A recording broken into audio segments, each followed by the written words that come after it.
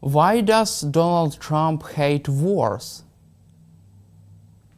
I think it's quite interesting because it's part of his whole personality because he's a performer, he's a creature of the moment, and wars take a lot of time. They take a lot of planning, by the way, which he's not over good at. And I think it's because he likes the showy art of the deal. You can go, you can embrace Mohammed bin Salman. And by the way, the deals that he has done in Abu Dhabi and in Riyadh are of fundamental importance in the contest in advanced technology, in computing, in hypersonics and quantum, that they're now toe to toe with. It's a big contest with China.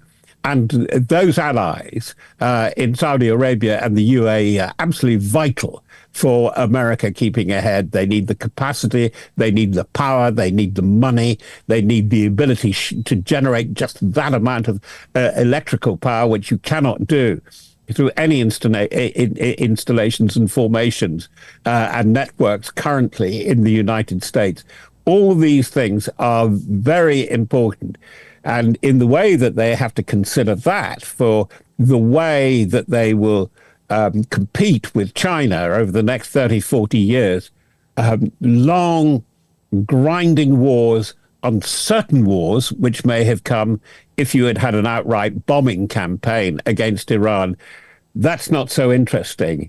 It carries too much risk, no guarantee of a positive result. And let's cover our final topic. The New York Times reported about the preparations for NATO summit in Hague. However, there is interesting work toward the involvement of President Zelensky in this program. NATO Secretary General Mark Rutte and other leaders, they are afraid of the possibility of direct clash between President Zelensky and US President Donald Trump. Also, Wall Street Journal reported that Trump has been hesitating to impose sanctions on Russia because he dislikes President Zelensky. How do you see the main reasons behind this Trump's stance on President Zelensky? Why does he dislike Ukrainian president? He's everything that Trump isn't. He's a brilliant TV performer in which he can write his own scripts and is original and funny. Whereas the humor is very broad, very crude for Trump. He, with very, very low assets, with very low cards, I mean, given the kind of nation that he's leading, the economy that he is the head of, the war that they have been in and survived, which is a huge achievement so far, is really just beyond Trump. I think, let's put it like this, I think both in Putin, but particularly in Trump, what Zelensky does, and I think Zelensky, even now, just looking at him, hearing him, sometimes he looks very tired. I don't think he suffers from what I'm about to say so much as Trump, particularly, and Putin, and that is imposter syndrome. I would think that Vladimir Zelensky could see, I hope he can see, circumstances when things calm down a bit, that he can step out of office, that he can step down sometime between the autumn of this year and the autumn of next year. This is this kind of thinking is absolutely alien to Trump and Putin. And I think that, yes, there is a sort of mad narcissistic jealousy in this. He's a great performer. Zelensky, that he can turn up, and that's why you get these crude and childish remarks by J.D. Vance and his offsiders saying, "Why aren't you wearing a suit?" Because actually, the slightly fatigue-like zip jumpers and T-shirts are absolutely the trademark, are the look. And if you're going to make, it's like the very contrived row with Cyril Ramaphosa, the president of South Africa. And that was really crude performance because it was all about playing to the white majoritarians, the almost true neo-fascists in the MAGA movement, the white supremacists. And similarly, the way that Trump has handled Zelensky A few people have said, oh, Zelensky should have been more tactful, or he should have understood that Trump is like that. But by and large, Trump lost a lot of people in the global audience by that kind of crude, boorish, bullying behavior. Thank you, Mr. Fox, for your time and your insightful answers, and glory to Ukraine. Thank you. Yes. Chip Chapman is a retired British Army Major General. Welcome to our program, General Chapman. Nice to see you again, Daniel. Russian dictator Vladimir Putin is confident that his army will be able to break through Ukrainian defense lines and capture the whole 4 Ukrainian regions until the end of this year, according to Bloomberg sources close to Kremlin. Do you believe in that, and what is your assessment of this objective of Putin's army?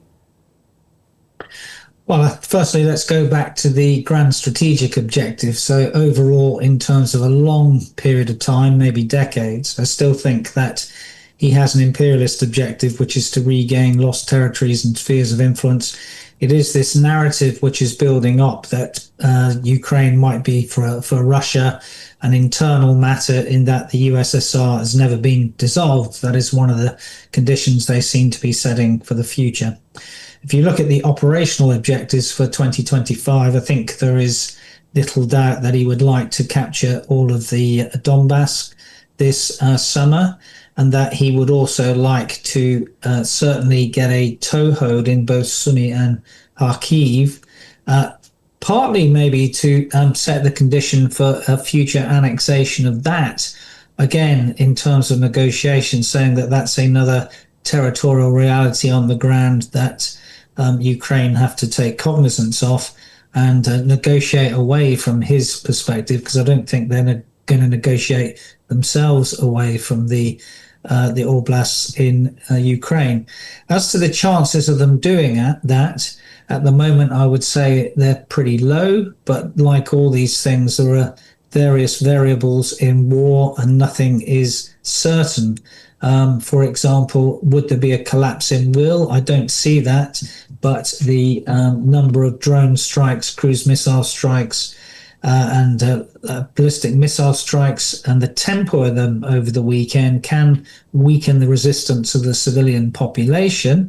Don't think that's cracking at all yet, but it is that sort of Clausewitzian trinity, as we call it, that you don't only need the army to be fighting on your behalf, you need a robust and resilient population, and you need the government to be all in sync in a regulated triangle. I think that is still there for the Russians. I also always go back to what Budanov said last September, that 2025 is the period when Russia would, or the summer of 2025 is the period when Russia would seek to achieve those operational objectives there. But that also, it's the period of greatest concern for them in terms of when they might reach the peak of their economy beginning to decline, and therefore they need to try and seek a solution now, or in his words, the two things which would lead to a ceasefire are the need to regenerate in time before they came again, or regenerate their economy, because you just can't keep going indefinitely unless you're supported in ends, ways and means terms by other countries. And again, that is the other variable about what support they might get from Iran, China, North Korea. And that's also, of course, where the notion of future sanctions, certainly from the Senate or the legislature in America, comes in, not yet from the executive.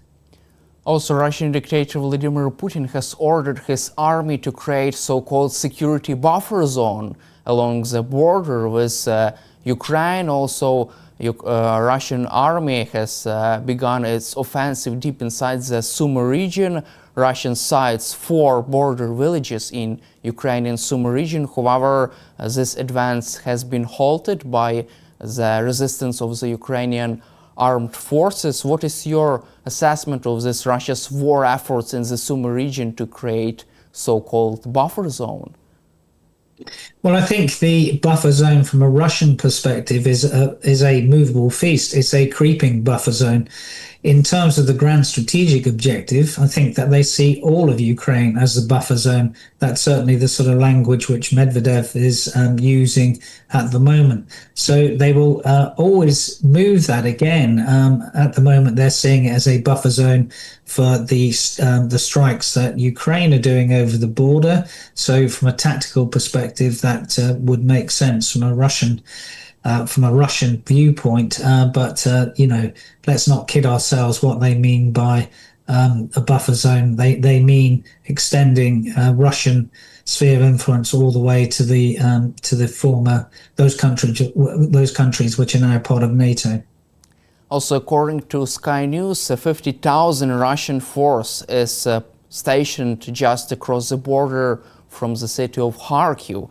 What are the chances for another full-scale attack on Ukraine, and do you feel that Russia has enough resources to conduct large-scale operations, full-scale operations, such types of operations which were conducted after the beginning of full-scale invasion of Ukraine? Well, as I said just now, but in another context, there's always this mismatch between ends, ways, and means. If 50,000 people were an exploitation echelon with thousands of tanks and AFVs on day one of this war, you could say that might happen. But obviously, the changing character of war and the fact that the resource of maneuver has degraded of the Russians means that their ability to capture ground in a meaningful way, rather than a slugging and slow bite and hold way, means that their ability to capture ground and exploit is very caveated and very slow. As I've said a number of times, it's the chicken pecks grain by grain. And with the losses each day, 50,000 people is not something that will sustain you unless it's continuously replenished. So at some stage, they will meet the point of culmination. That is, in military terms, the culminating point is when you can go so far and can go no further. And I don't think they'll be able to go much further in any of the current operations in a meaningful way. That doesn't mean they won't capture little bits of ground, but they're meaningless, generally meaningless bits of ground. The odd village here and there is a tactical success, a minor tactical success. It doesn't have operational significance.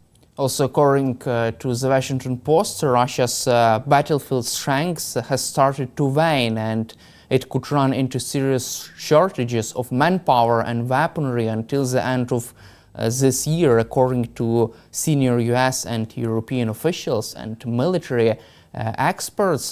For how long Putin can continue his war against Ukraine and his war effort? Well, I think in terms of the manpower, that is one of the choices he potentially has to make this summer. So we know that there is a sort of large amount of money being placed on getting contract soldiers. That won't sustain the manpower required at the front and to exploit further than they are currently going in a meaningful sense. In order to do that, they would have to mobilize the manpower. But then there's a mismatch between the personnel side of capability and the equipment side of capability, which is why we're seeing more and more sort of Mad Max type assaults with trying to get across the killing zone on motorbikes and all-terrain type vehicles to try and use speed as an enabler to get into the frontline positions of the Ukrainians. That again is not a way either to meaningfully do something at the operational level, nor to supply an army in a meaningful sense at the operational level. Let's cover also recent Trump's statements toward Vladimir Putin. Trump said Sunday that Russian President Vladimir Putin has gone absolutely crazy. Do you feel that Trump is getting really frustrated about Putin's actions, and could this lead to serious decisions, sanctions against Russia, or even increased support for Ukraine? Well, the one thing that you can say, and the word that you can always apply, I think, to President Trump is mercurial, which in English is that someone who's subject to sudden or unpredictable changes of mood or mind. Now, we've often thought for the last 3 or 4 months that the pressure strategy should be put on Russia, when often Trump has been putting a pressure strategy more on Ukraine.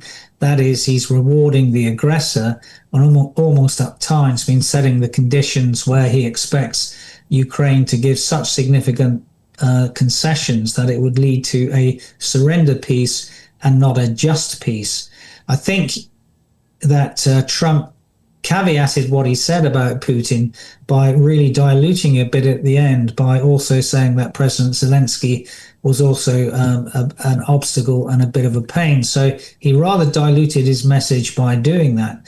What I do expect we'll probably see is that the Senator Graham Blumenthal axis will sponsor in the Senate a bill for this maybe 500 the tariff of 500% on those nations which are supporting Russia. The Senate, of course, is more of an independent entity than the House of Representatives, where Trump still has more sway amongst those. So I see really a kind of battle between the power of the legislature and the power of the executive in America. And this, I think, is one of those curious things where Trump quite likes Putin, because he sees him able to take action without the need to pander to anyone, in the way that in a democracy, of course, you have to take other forces into play. So what I would really hope is that a number of things happen. Firstly, there are increased sanctions, including the secondary sanctions, in the way that the 17th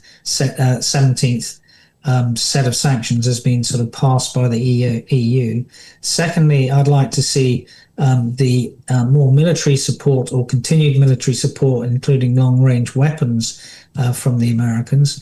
And thirdly, I'd still like to see an undercutting of the Russian oil capability, not only via that sanctions and secondary sanctions package, but also by some sort of notion of absolutely degrading in economic terms the shadow fleet which is transporting the oil around the globe.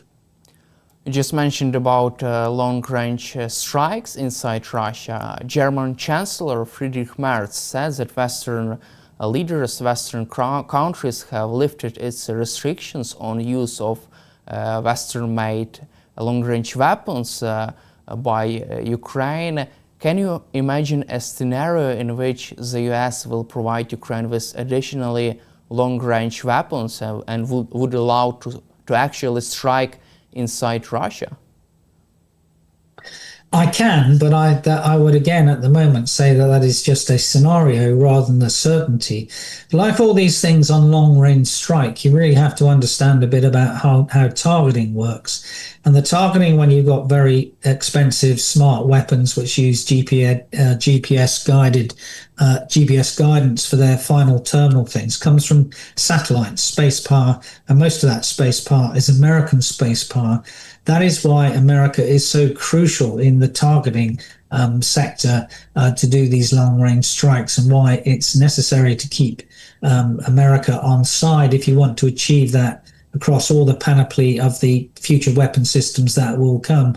And indeed, there are different warheads in some of these different systems which have been already supplied. And the Taurus cruise missile from the Germans, which we haven't seen used yet and given freely by the Germans, also has a different targeting metric than some of the French and UK systems.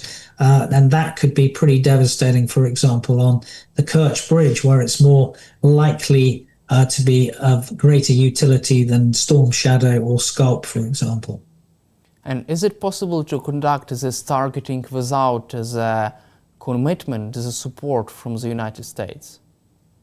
It would be pretty difficult for long-range targeting without most of the US satellite space power. If you look at the thousands of space satellites that they have, including military satellites. It outweighs anyone else in the world by a quantum level. So not to have those available would probably degrade the targeting process to a fairly significant level. And from your perspective, do you feel that the US still provides Ukraine with this targeting information for Ukraine to conduct strikes, at least with Storm Shadow cruise missiles and French-made Scalp missiles?